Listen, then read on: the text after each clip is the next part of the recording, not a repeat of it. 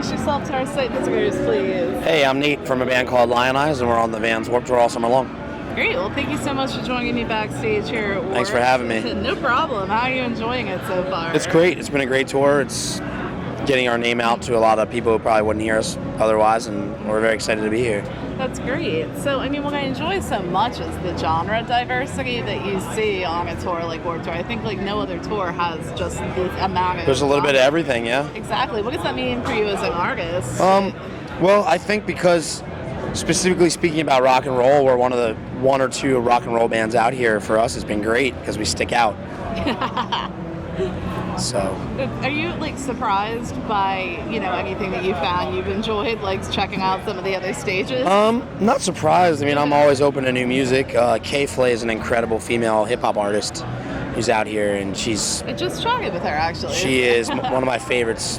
Just a pleasant person and a great artist. So. That's great. Well, what can you share with me about what the band is currently working on now? We're out supporting our full-length record, and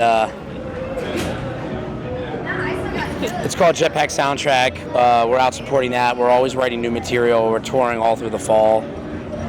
That's great. Being a rock and roll band. So, if you guys are constantly writing, can you tell me a little bit about where the mindset is on what you're working on right now? We're listening to a lot of Deep Purple. Okay. So that's where we're at right now. So with your previous album, like what can you pick maybe one or two tracks in particular and talk about the recording process a little bit? The recording process for the whole record was really about a year of pre-production and writing, which is the longest we've ever spent doing it. And instead of going into the studio and laying everything down kind of to 2-inch tape, we did it digitally, kind of how a movie's composed, where we did different parts and scenes and kind of all. Did you have a vision of what we really followed the lead of John Paul Gaster, who's a drummer in a band called Clutch. He co-produced the record with a producer called Machine, who's actually done a lot of bands out on this tour. I know he's done 4 Years Strong and Straight from the Path and Lamb of God and Clutch. So we worked with him on the record and really followed their lead as to how it should be kind of compiled and composed. Did he challenge you at all? A lot. A lot. We learned a lot about writing and performing and kind of had to relearn how to play the record after it was recorded. It's funny. It's always like a little bit different. Be like, wait, how does this gonna sound live? For sure. We do it though. That's what we do. So, I mean, we've obviously seen a ton of changes in the music industry over the years, with the biggest one being the uprise of social media and that's effects. Out of those changes, which ones had the biggest effect on the band for you guys personally? It's really tough to say because we kind of started out right on the verge of when everyone started stealing music, so that's never particularly affected us. I think if anything, it's helped us get more people to the shows. We would have never thought 10 years ago that we'd be having to keep up with digital blogs and kind of letting people into our world and what we're doing, and kind of letting people know what's happening via Twitter and Instagram and stuff. But I think that's cool. I think it's a great way for fans to be in touch with the band and they can see what we do and that we're real people and we're not a major label band. We don't have somebody in an office doing our social media. We do it. And I think that's the only way to really do it is if it's you. Absolutely. I think fans can tell too when it's not coming. Come on. Yeah, of course. Exactly. We respond to people and do you feel like some of the shroud of mystery has been lifted around rock and roll, though? Because of that? Yes and no, but I think if your band is great, you're in a great band, there's still that vibe, that spirit there, You don't have to reveal everything about yourself, what time you ate lunch or took a poop or, I think some fans want to know. Yeah, they want to know, and that's cool, but I think if we like to focus it mostly on the inner workings of what we're doing. So if you keep it cool, you can still keep people wondering, what your personal pizza topping preferences are. So are you ever surprised by which songs fans tend to gravitate towards that you have a feeling about another one? We always think we know when we release the record, and it always ends up being something else. So. Is there more pressure now, you think, for bands to have to stay on the road longer than there was before? Yeah, but we've always done that, so I don't know any different.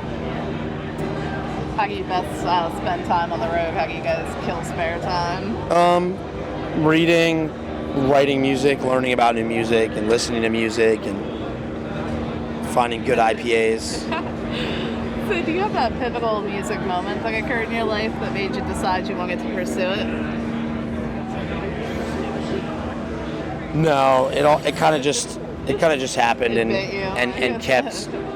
Every year you go to get a real job, and Do you have any favorite odd jobs that you had before music? I worked a big wok at a Mongolian barbecue for a while. Okay. Didn't last. I mean, a couple months. I'm not a big wok guy.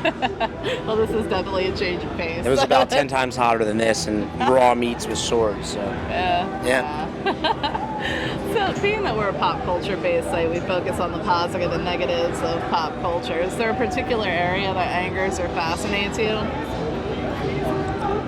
I mean, it's hard to tell sometimes what's pop culture by what's being, what people are being spoon-fed or by what products are out there. At one point, still, I mean, Zeppelin and the Beatles, and that was pop because it was popular. So I wonder now where major industry is at with restoring like art back into popular culture. Do you feel that we have a bit of a resurgence of rock coming back? Because I always tell people, they're like, "Oh, rock is dead." And I'm like, "You obviously haven't been out Not to even any close. of these I mean, shows, Mastodon, Red Fang, Clutch, Exactly. The Sword. I mean, the list goes on. There's real rock and roll out there.